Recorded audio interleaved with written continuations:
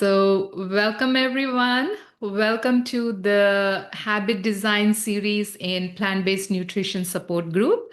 For those of you who are meeting me for the very first time, I'm Dr. Shobha Rayapudi. I'm a board-certified lifestyle medicine doctor and also co-founder of Giftofhealth, where we actually help people struggling with chronic diseases, including but not limited to high blood pressure, high cholesterol, heart disease, gut disease, arthritis.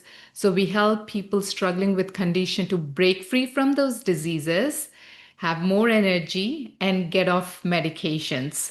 So we are so excited that you guys are here. So welcome. And this habit design series is a very interesting, I would say, interesting concept. And I have covered this concept in my previous sessions. These sessions are held on Tuesdays. And today, the session that I'm covering about, because a lot of people ask me, what about habits? I know we want to build good habits, but how about if we want to avoid bad habits? Or how about if there are something that is addictive, how can we come out of it, or how we can develop healthy habits? So I thought I will cover this in today's session because a lot of people ask me about cravings, about addiction. So I thought this would be a session where we can address. So actually, what I'm doing is there is so much. There is so much. I would say science research about addiction, so which I'm going to cover. So that's why what I'm doing is this is actually a two-part series because it would be impossible to cover everything in this one session. This session is for 1 hour duration. So what we will do is I will actually cover this concepts in two parts. So some of it I'm going to cover in this session. And the other thing that the other part I'm going to cover in the next session, which will happen second Tuesday of November. So here, as I said, many people ask me about cravings and addiction. So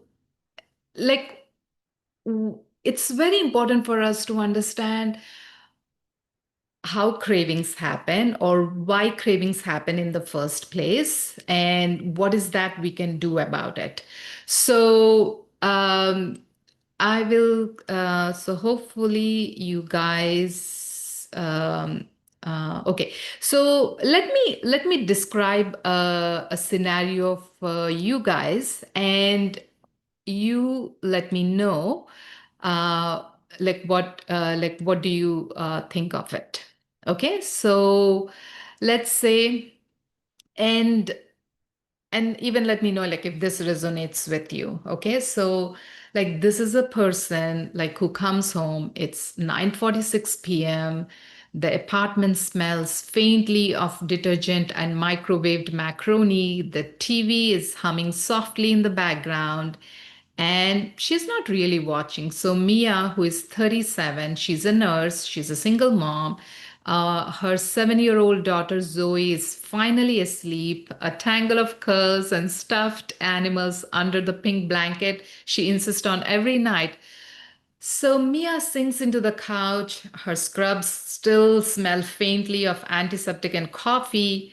Her feet are aching, her back is aching, her heart aches. The day started before sunrise, breakfast, daycare drop off, 12-hour shift of beeping monitors, and too many patients. And one of them coded in the afternoon. And she held a hand until it went cold. So Mia, she moves through the living room like a ghost. Lunchbox cleaned, laundry folded, tomorrow's scrubs are hanging by the door, every duty is done, and she's like, I should go to bed because she has an early shift again. But instead, she stands in front of the pantry. She opens the pantry door, light spilling onto the pantry, and there it is, the open bag of chips, the leftover Halloween candy, and her pulse quickens just looking at it. She tells herself she has earned it. Just a few pieces. So the first bite she takes is loud in the silence. The salt, the crunch, the tiny jolt of pressure that cuts through the exhaustion. For a few seconds, her brain just quietens. The tension behind her eyes loosens, the loneliness fades. She eats another one, then another one until the bag is empty. The relief doesn't last, it never does. Her chest feels heavy, her tongue is dry. She throws the wrapper in the bin, presses them down like she can bury the evidence. The stress, the sadness, the craving, she doesn't want to name it. She sits on the edge of the couch, palms on her knees, breathing slow. She knows her blood pressure is up again. The uniform that once fit comfortably now pinches at her waist. She knows all the signs. She knows about dopamine. She knows about hyperpalatable food. She has actually taught patients how to break habits, how to live healthier lives. But when the lights go out and the house goes quiet, none of that matters. Tomorrow she'll wake up before dawn, pack Zoe's lunch, promise herself a fresh start. But tonight, she just stares and tells herself she's fine. She's just tired, just stressed, just hungry, even though deep down she knows it's not hunger she's trying to feed. It's the invisible hunger for comfort, for care, for someone to see her pain. And no matter how much she eats, it never quite fills her. It's the craving to feel something other than pain. So, what are your thoughts when you're hearing all this? Has anybody experienced this, first of all? Like we all sometimes go through these phases, right? We are like, okay, I'm hungry, I'm tired, I'm lonely. It's okay. Like I'm just having that first bite, but before we know, the whole bag is gone. The whole chocolate is gone. So, do you think it is addiction?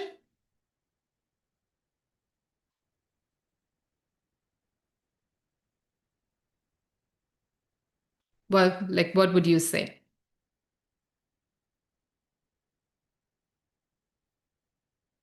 So, like, if you guys are wondering, okay, like, what is addiction? So, hopefully, you guys are able to see the screen. Yep, we can see the screen. Okay, great. Yeah. So, if you're wondering what is addiction, so, generally speaking, if you're trying to figure out, do I have an addiction or not? The main question is whether the behavior is causing some kind of impairment in the function of your life. What is the impact of this change in your mood? Is it interfering with your ability to work? Is it interfering with your ability to do school? Is it interfering with your relationship? Is it interfering with your physical health? Is it interfering with your mental health? So basically, when we talk about addiction, there are a couple of other features that we really look for. So addictions are usually characterized by compulsive thinking. So here, when I say compulsive thinking means you can't get the thing out of your mind. Despite the fact that you potentially even try to not think about it, you can't really stop thinking about it. So that's one feature. The other one is there is continued engagement in whatever it is, despite the negative consequences. For example, we all know that smoking is bad for health. Even though I know it's bad, I'm getting high every day, not really advancing in life. I'm working my dead ending job. I'm existing. I can't really move forward. And then the really challenging thing about a lot of addiction is even though they are negatively impacting our lives, oftentimes we are in denial.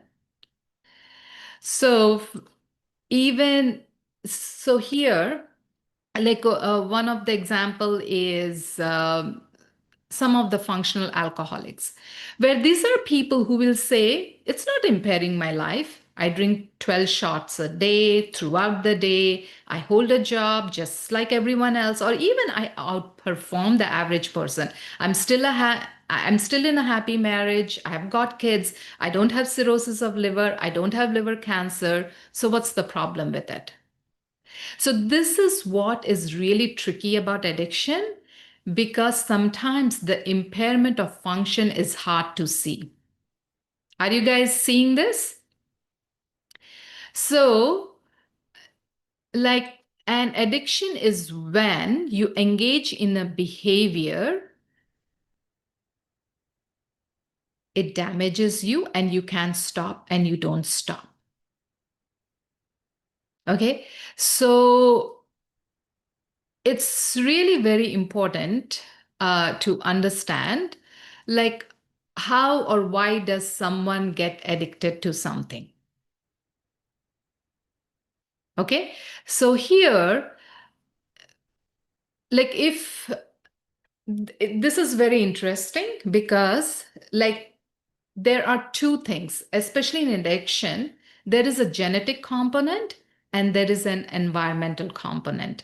So now there is a lot of research shows that addictions are somewhat heritable, which means that you can inherit them genetically. So some people who have a strong genetic predisposition to alcohol, the first time they actually taste the alcohol, they are like, oh my God, this is amazing.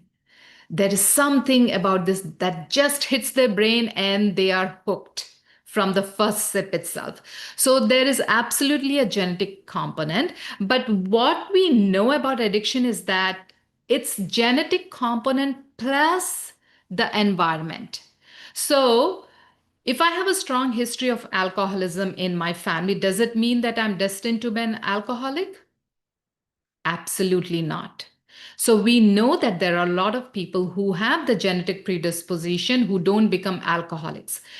At the same time, we also know there are a lot of people who were alcoholics who are no longer alcoholics now.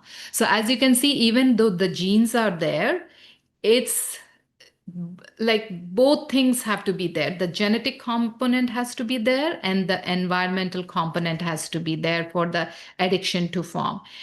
And this is another interesting. For example, like, you have heard me talking about chronic diseases, heart diseases. And if you look at heart diseases, even though you have a genetic component, there is an environmental component. So let's say if you're eating foods rich in cholesterol, foods rich in saturated fats, then you can see that there is clogging of your arteries, which increases your predisposition to heart attack.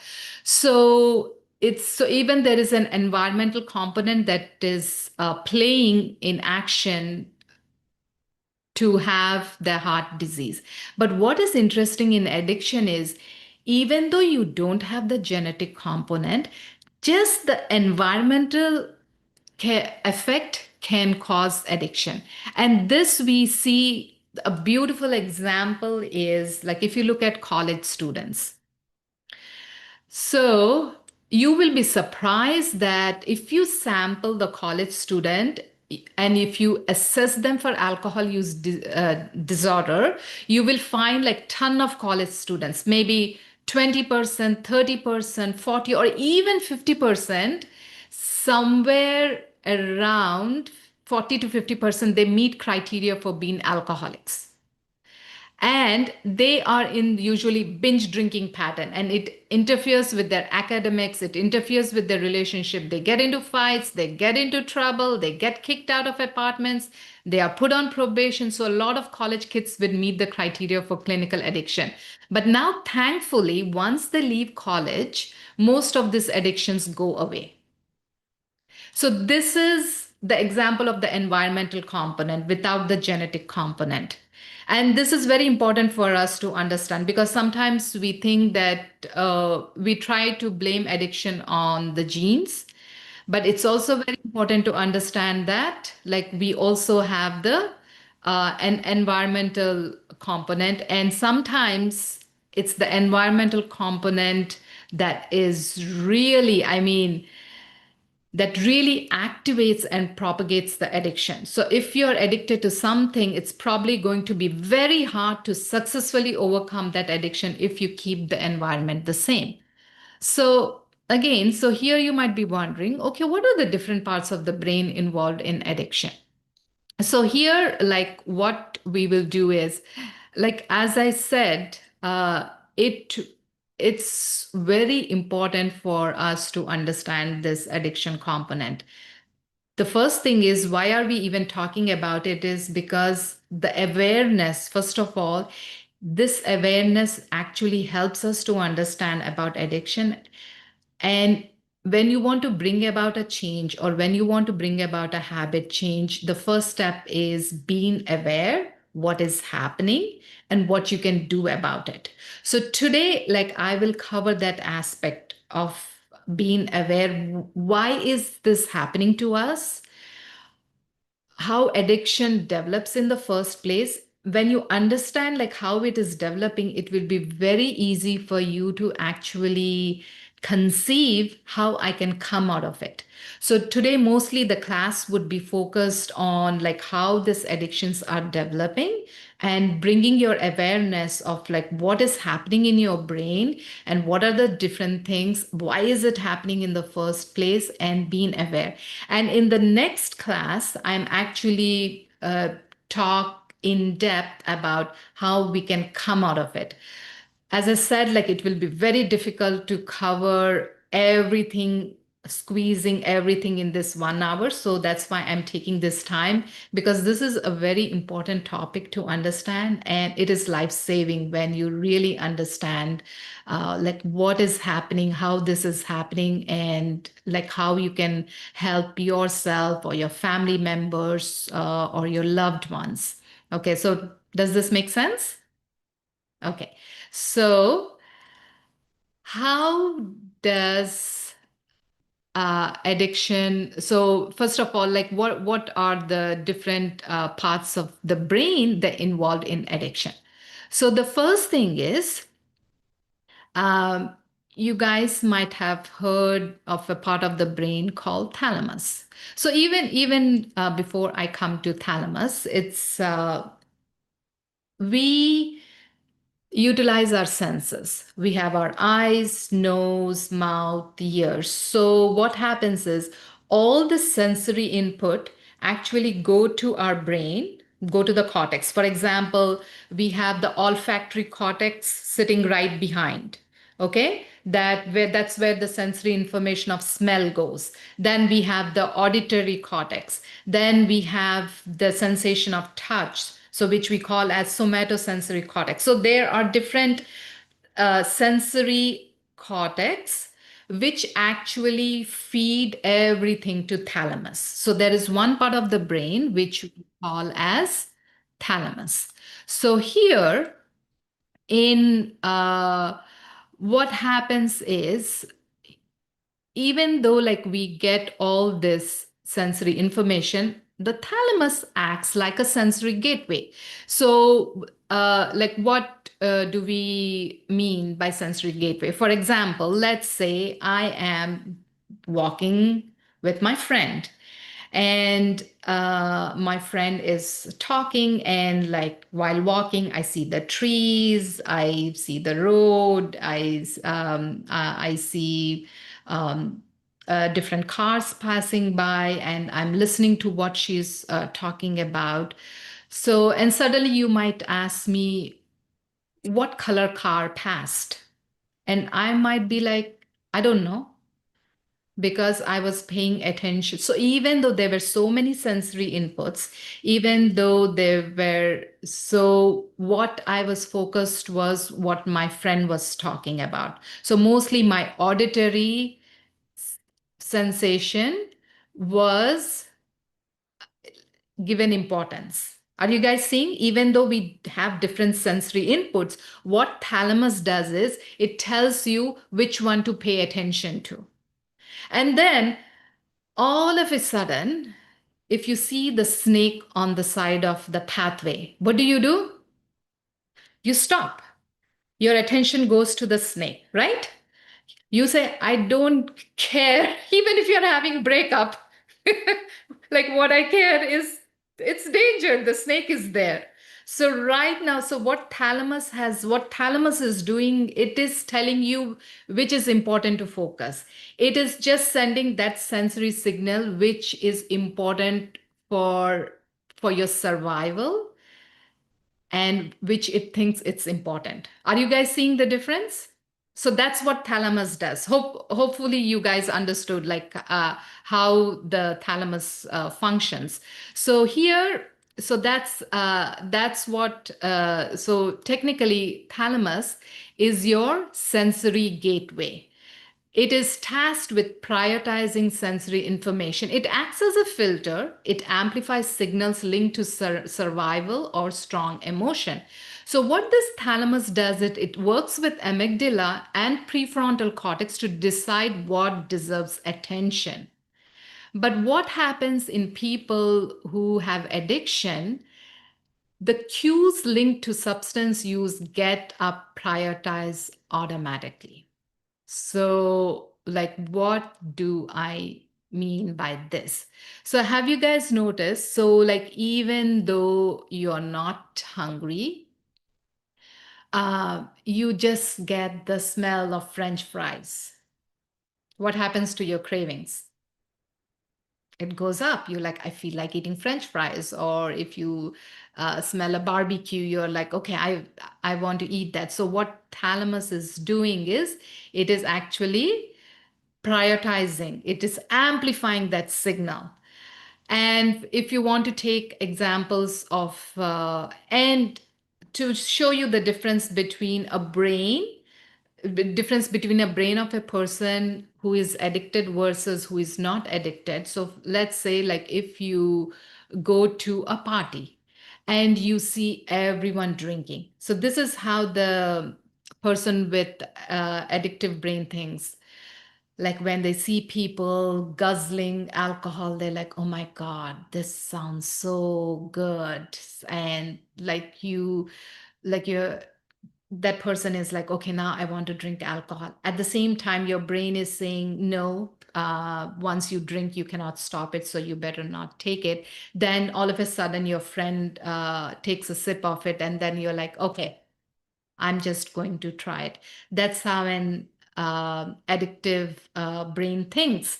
But a person who is not addictive, so they see people like they are enjoying drinking and it doesn't bother them much. They're like, okay, I'm here to have fun with my friends, and it's not bothering me much.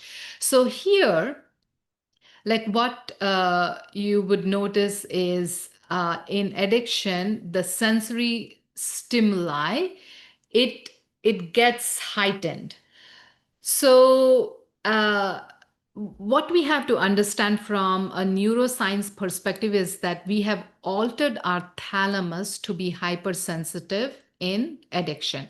So the next part of the brain we call is amygdala. So basically, like what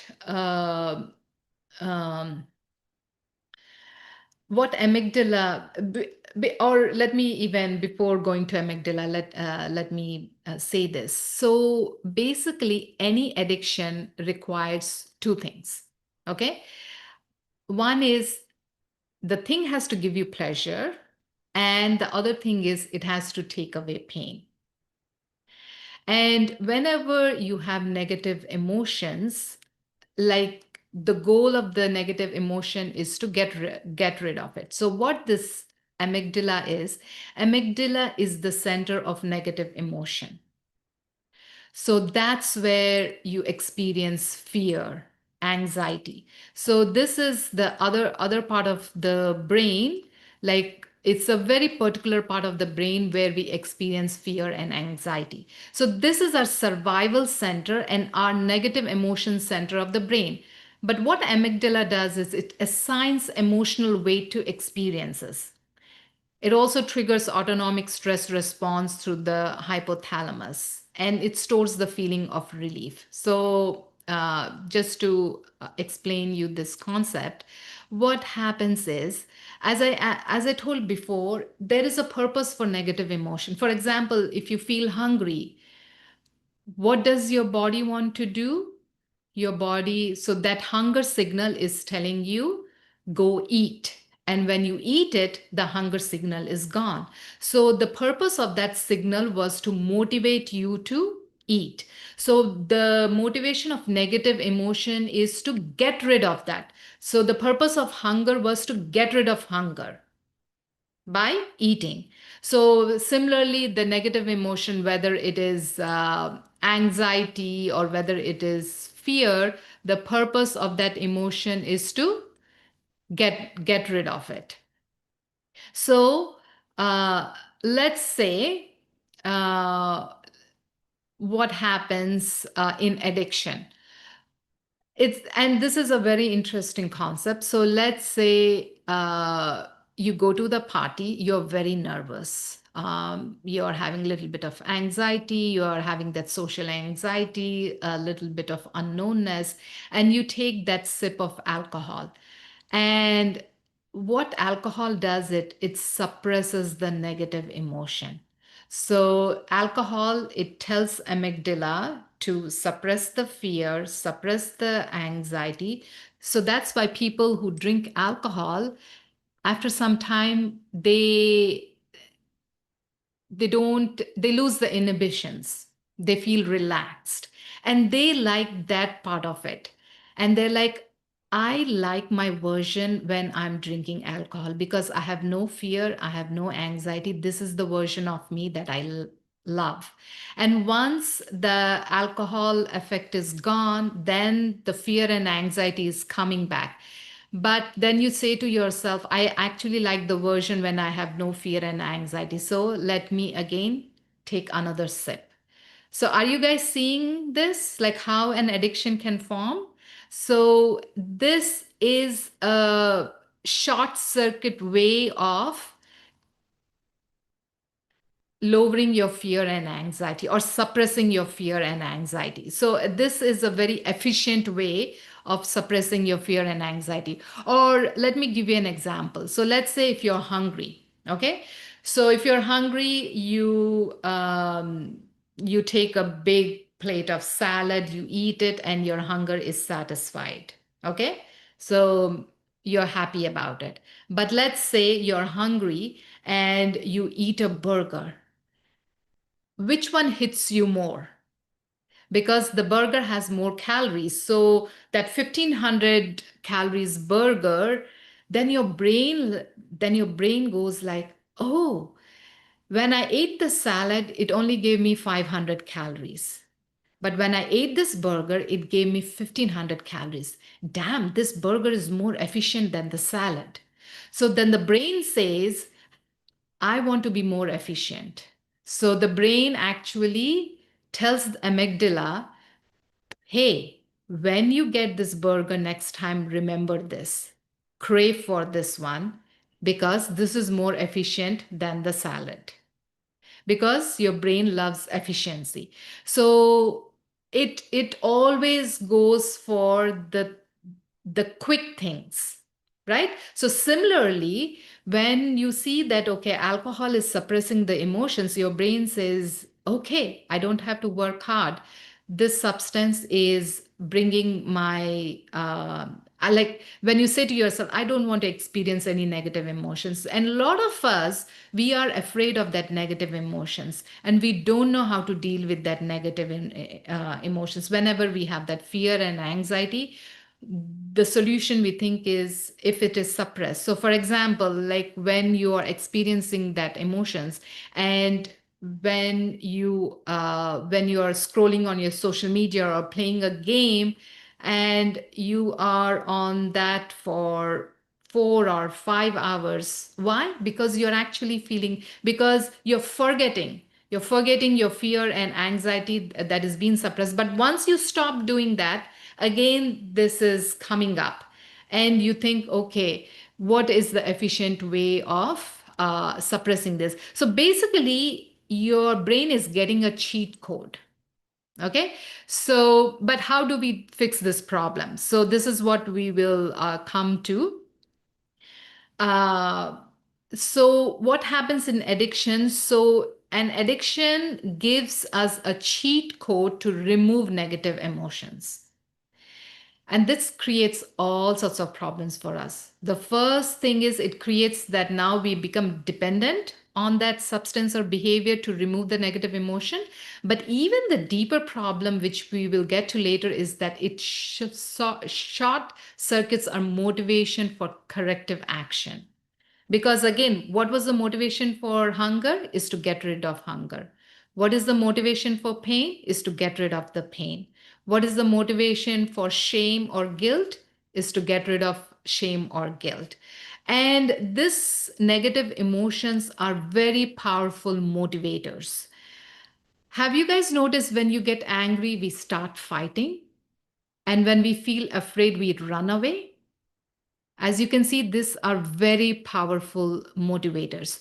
So, but what happens in addiction is you go through the same shame circuit. What happens is, for example, let's say you have been operating a car under the influence of a kind of a substance. Let's say a lot of you have heard of drinking and driving. So sometimes it's the person in your car, or sometimes it's the person in the other car that has an accident and dies.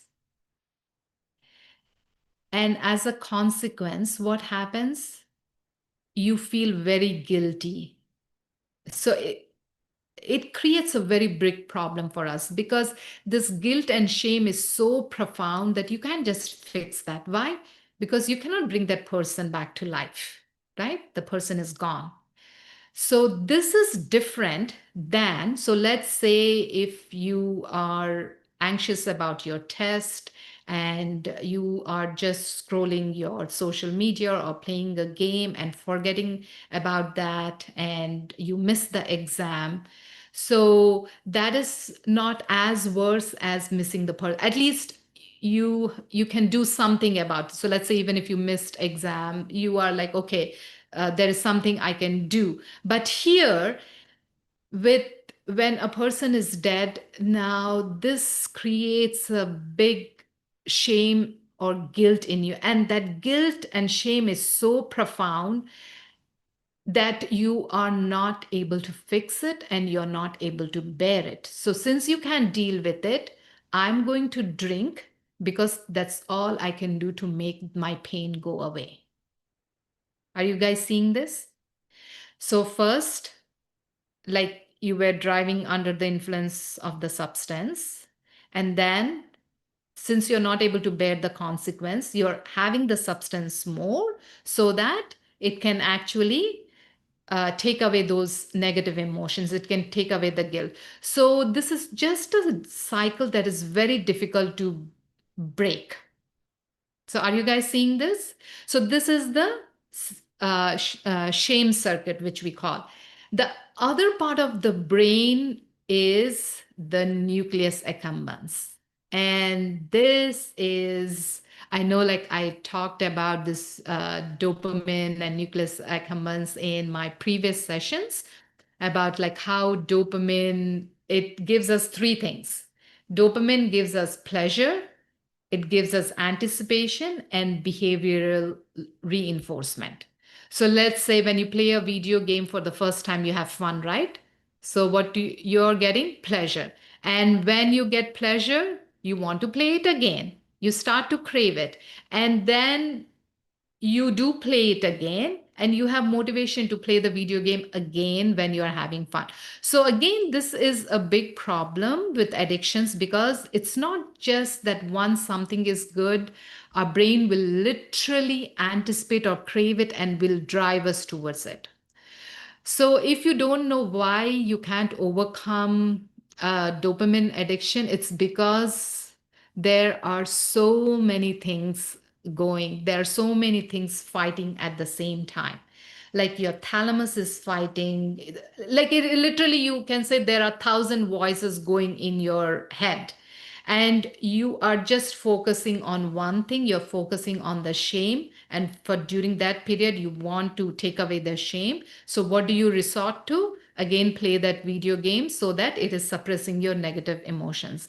But the nucleus accumbens, it's like, I don't give a damn what shame you're feeling. I'm the nucleus accumbens. It's my job to get dopamine. That's what I'm for. And I'm going to crave dopamine. I'm going to give you a bunch of pleasure when you get dopamine. I'm going to motivate you towards dopamine. That's what nucleus accumbens is. So it teaches the brain what to want rather than, are you guys seeing that? Rather than what feels good. And it's the biggest scam in the history. And let me tell you, because if you chase dopamine, you will get nowhere.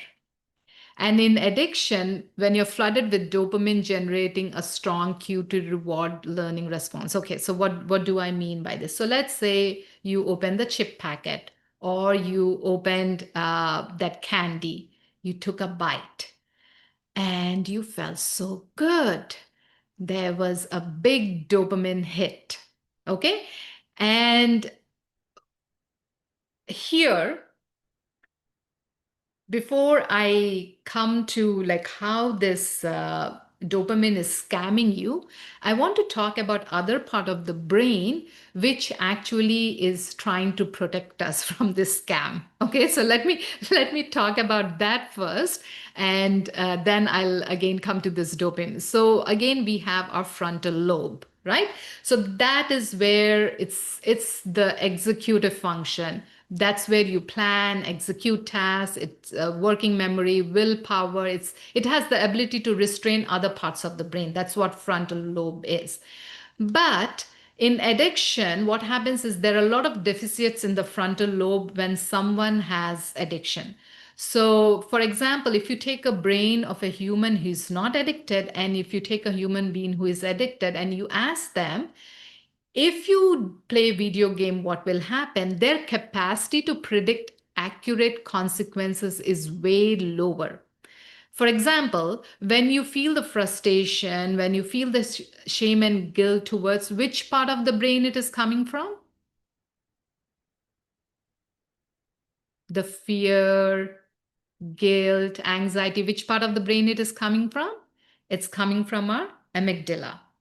So that's the part of the brain that is active when you're feeling frustrated, so that part of the brain actually does not calculate what happens if when I act in a particular fashion. For example, and this is a very stark example. So let's say when you are in fear or when you're anxious, your brain doesn't have the capacity to think. For example, you're running, you see a tiger or a snake, what do? You run. You run for your life. Do you think, oh, is this a poisonous snake? Is this a snake that doesn't have fangs? Or is this tiger, is this a kind tiger, the one that I see in safari? Does your brain think that? What do? You run for your life. So in fear and anxiety, it's the amygdala part of the brain that is hypersensitive, that is functioning. It's not your frontal lobe that says, hey, calm down, maybe it's not a snake, or maybe it's not a tiger. That's not what you do, right? So in addiction, what happens is same thing. Your frontal lobe is suppressed when you're experiencing those negative emotion, like that impairs our ability to calculate, and that's a feature. So it's and that's how our brain function. But the other more cool thing about our brain, and I hate to break this to you, our brain is not designed for happiness. I'm saying this again. Our brain is not designed for happiness. Our brain is designed for survival. Okay. And what I mean by survival is our brain always wants to bring the homeostasis. I mean, just to explain this concept of homeostasis, for example, our body always our body is always in homeostasis. If you look at your temperature of your body temperature is 98.6, and it always stays 98.6. Why? Because of the homeostasis mechanisms we have in your body. For example, even if the outside temperature goes to 100, our body temperature is still 98.6. Why? Because of the different homeostatic mechanisms we have inside our body.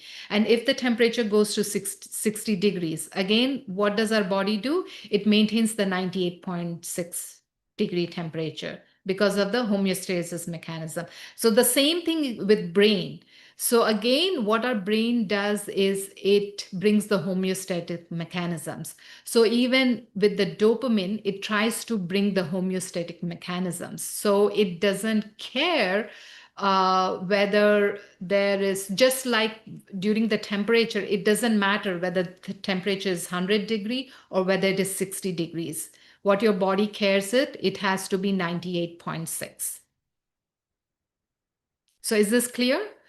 So it's very important to understand in the addiction perspective. Again, in the addiction, your brain always tries to maintain that homeostasis. For example, when you eat, let's say when you eat a fruit, the sweetness, it activates that dopamine. You feel good. But when you eat sugar, it's a bigger hit. Are you guys seeing this? So when I ate the fruit, my body secreted this much dopamine. When I ate the sugar, my body secreted this much dopamine. So what do you think the brain will go for? It wants that bigger hit, right? So, but if you're chasing this bigger hit, what happens? Your body it comes to the homeostasis. So like what it does is like your body has dopamine receptors. So let me explain this concept with the dopamine, like how the dopamine receptors are in our body. So like as I was saying, it's very important to understand this concept that our brain is not designed for happiness. So when it comes to dopamine receptors, so here is here is one neuron, and like this are the vesicles of dopamine. And then I have my receptors. So you see 1, 2, 3, 4, 5. So these are the dopamine receptors here. So if I do something dopaminergic, the dopamine is released. So let's say at normal times, I just get 3 units of dopamine. So let's say I eat a fruit, I get 3 units of dopamine. And they go and attach to the receptors. Then like your body says, okay, I have got 3 receptors, so I get a signal of 3. But let's say now if I use drugs or if I eat sugar, I get ton of units of dopamine, right? And they all saturate this receptors. So then your brain is like, okay, I see that when there's a lot of dopamine, the signal, if I get a signal of 10 or over, my brain is like, hold on a second. We are at 30. So let me remove the receptor so that even though more dopamine is floating, I get lesser dopamine effect. Are you guys seeing this? So this is the homeostatic mechanism that is happening in our brain. So next time when you're eating, so let's say even if you have cocaine or any other drug, what happens is even though you're having that, next time you don't feel the pressure. That's why people wonder, okay, when I ate the first time, when I had the piece of cake the first time, it was very pleasurable. Now, even if I eat the whole cake, I'm not getting the same pleasure. So when you're chasing that pleasure, you don't get the same pleasure. Why? Because that receptors have been downregulated for the homeostasis mechanism. And now, like, you are thinking, let me come out of this addiction. So instead of sugar, let me do yoga. So when you do yoga, your brain produces a measly molecule of dopamine, just one molecule of dopamine. And by that time, what has happened is all your receptors have disintegrated and you're just left with one receptors. So let's say even if your brain is secreting dopamine, since you just have that one receptor hit, it's not producing any effect. Then you're like, oh, yoga is not giving me much dopamine effect. Sugar is better. Let's go for sugar, baby. Why even bother about yoga? Right? So, but what you would notice is like when you continue doing that. So, as I said, chasing dopamine will never give you lasting pleasure. Our body has receptors. Our body has opioid receptors. Our body has dopamine receptors. Our body has serotonin receptors. But when we do yoga and meditation, what is happening is our serotonin receptors give us contentment, give us happiness. So what is happening is when we, without using the substance, when we are doing these techniques, whether it's yoga or meditation, we are bringing the homeostatic mechanism. So we are increasing our serotonin levels or the serotonin receptors. So are you guys seeing this? So here it's like it's very important to understand the scam of this dopamine. I call this as a dopamine scam because it's really a scam. Like it literally fools you, and people don't know how to come out of this. And as I said, I call this as scam of nucleus accumbens because our brain undergoes homeostasis like rest of the body. So increased dopamine in the synapses leads to decreased dopamine receptors. And trying to create a behavioral reinforcement after you have lost the receptors, it's infinitely harder. So that's why people after addiction find it very difficult to come back to the normal state. Okay. So the other thing I want to explain is the stages of addiction.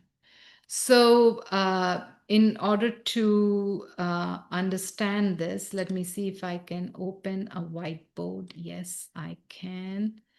Are you guys able to see the whiteboard? Yep, we can. Okay, good.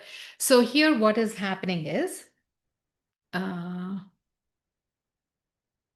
so let's say this is your baseline. And where are the colors? Okay. Okay. And let's say you ate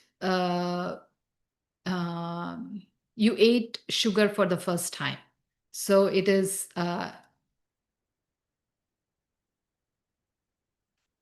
okay. So you ate sugar for the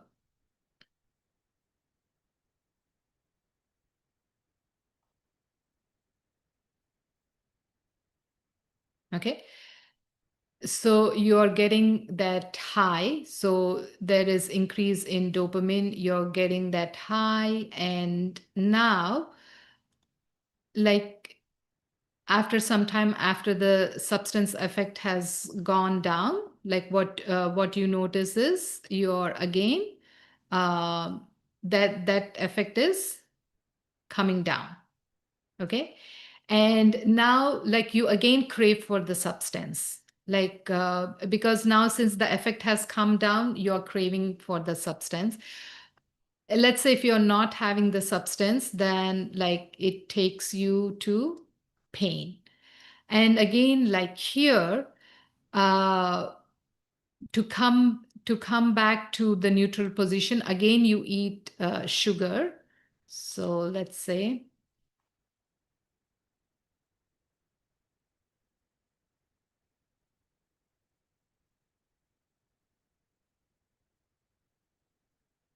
Okay.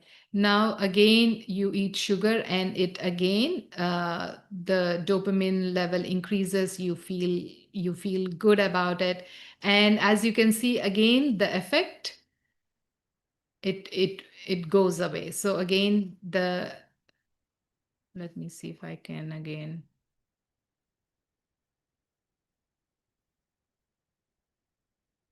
So again, the effect is going away. And what happens over the time is, since the receptors are going down now, like even when you are having the substance, the effect is only coming till here. And oops, what happened? Okay, so the effect is only coming till here. And now you want to take more substance just to come to this level, because like you're not able to bear the pain, and just to come to this normal level, you are maintaining to eat that. I don't know how it became square, but hopefully that explains. So like earlier, like what happened is that effect is going. So since if this is the baseline, like your effect is coming down, and now just to get rid of the pain, you're taking the substance, and the effect is here. So earlier your baseline was here, and now the new baseline is here. It's not taking you to that effect, but it's just taking you to normalcy. So in addiction, what happens is your baseline, it comes down and down and down. And you're not able to bear that pain. And just to avoid that pain, you keep taking that substance. So let's say when you ask people who are playing video games, who are playing for 12 hours, 19 hours, if you ask them, are you really having fun? They say, no, I'm not having fun, but I don't know how to come out of it, because I'm playing so that I can feel normal. So that's what is happening in addiction. So as you can see, there are different stages of addiction. The first stage is it gives you pleasure. The second stage is it suppresses the pain. The third stage is like you are, just to get to the normal stage, you are continuing with that substance. So these are like different stages of addiction. What I'll do is, as I said, like stage 1 is pleasure, stage 2 is removal of pain, stage 3 is dependence and absence of addiction leads to pain. In the best interest of time, what I'll do is I will stop here. Um, because I want to cover the concepts of like how we can come out of this. Again, that's a 1 hour class. So I know like you guys might be curious. Okay, we heard all this stuff, but we want to know like what we can do. So we know that how the brain functions now, like how we can come out of it. So just like you have the series or the soap opera series, they leave you with the hook, right? So so in the next series we'll come to know how we can actually scam and come out of it, right? How we can actually scam our nucleus accumbens and come out of it. So in the next series, that's what we'll cover. As you can see, there is so much to learn, and just the awareness of it. So just the awareness of it, it actually helps us not to beat us down. So let's say even if you are eating that candy or chocolate chips, or you're emptying bags and bags, I'll just give you a few tips today so that you know. So one is, as you can see, there is a great strong environmental component. The first thing is you need to change the environment, period. Because sometimes people like, I want to have all the things minus addiction. I want to maintain the same environment minus addiction. It doesn't work. You have to change the environment. So that's why like people in Gift of Health, like we deliver programs. like different programs like food as medicine. We teach people like how they can use food as medicine. And right now, like we are having this healthy junk food challenge where people are learning about cravings and how they can come out of that cravings, where they're learning how actually they can scam the cravings, because what they're doing is, instead of using processed food, saturated fat, sugar, they are creating the same things that they love, like whether it is candies, donuts, whether it is cake, whether it is chips, whether it is popcorn.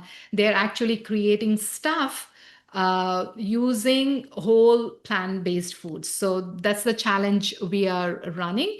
And it's a free challenge that we run every year. So if you guys are interested, Vanessa, if we can post yes, there you go. So here's the link if you guys are interested.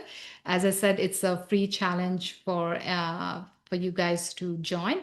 And next session, we will actually cover like how we can come out of this. And the other another simple tip, like besides changing the environment, is changing the way you process your negative emotions. So emotional regulation, which I'll cover in detail the next time. It's a very important concept and a very important thing to understand how we can regulate our emotions. Emotional regulation is nothing but our ability to perk up when we are down and our ability to settle down when we are excited. So how do we develop those emotional regulation? And for people who don't have emotional regulation, they try to bury their emotions with food, with substance abuse, with alcohol, with smoking, or with junk food. So again, it's very important for us to understand how we can overcome stress without using food. So that's what like we will cover in our next session. So I'll stop here. And are there any questions? Hopefully, like what I spoke made sense. Was this helpful? Okay, good. Okay. Yes. May help to understand about like, how you don't get the same hit off that chocolate cake that you did and you're always chasing it and then you eat it and you're like, it didn't do anything. Yes. Yeah, that's so true. You're like, okay, it doesn't do anything. Yeah, now you know why it doesn't do anything. And now you know it's a scam. There's no point chasing it. You just got extra calories and no happiness No for it. happiness, yes. Okay, so that's good. Okay, so any questions? Let me see if we have any There was questions. just one comment from about Uh-huh. addiction at the very beginning, but Uh-huh. no. Mhm. Okay. Okay, Taisha that's was good. saying that So it's good. So we don't have questions either when we understand everything or when we don't understand. So hopefully I'm thinking it's the other one. So have a wonderful rest of your day and I will see you in the next session. Again, this happens second Tuesday of November. That's when the next series of this session is. So it's a habit design for chronic disease reversible. So it was a pleasure having you guys. So thank you so much for joining us and have a wonderful day.